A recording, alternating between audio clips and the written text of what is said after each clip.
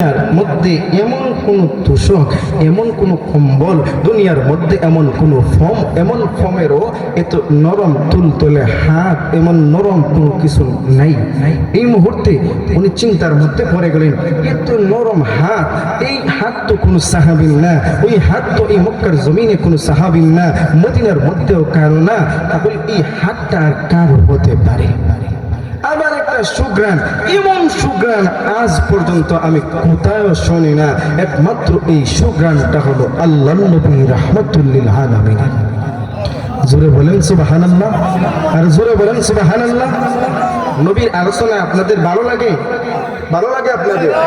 সবার ভালো লাগে তো?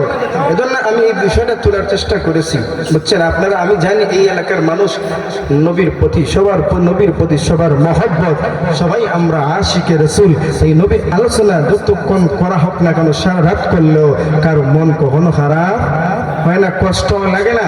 এই বিষয়টা আমি করতেছি। মুহতারাম হাজিরিন, ওই মুহূর্তে ওই সাহাবী ওই মুহূর্তে চিন্তার মধ্যে পড়ে গেলেন, হয়তো এই হাতটা আল্লাহর নবী ছাড়া আর কারো হবে না।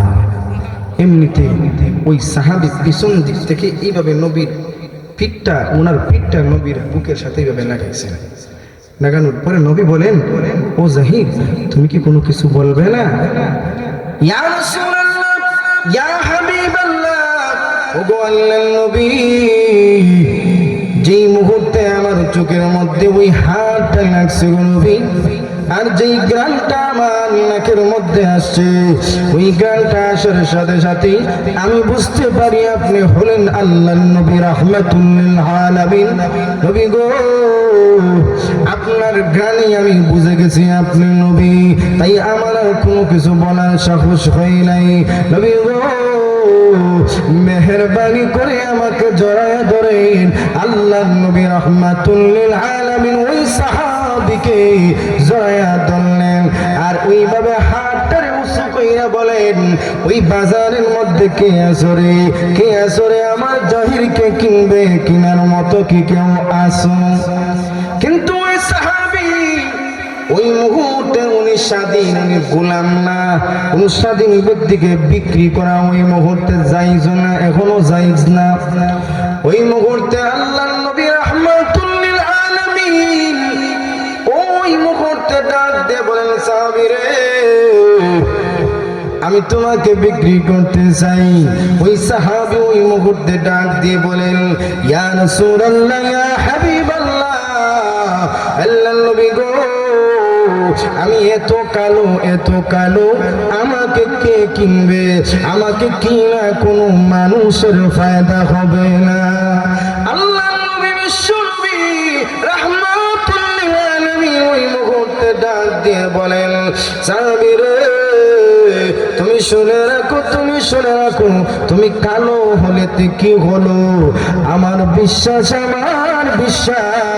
গোটা দুনিয়ার মানুষ, সুন্দর মানুষ, গোটা দুনিয়ার সমস্ত সম্পদকে যদি একটা পাল্লায় রাখা হয়, তুমি জাহিরের মহব্বতের সমান হবে না।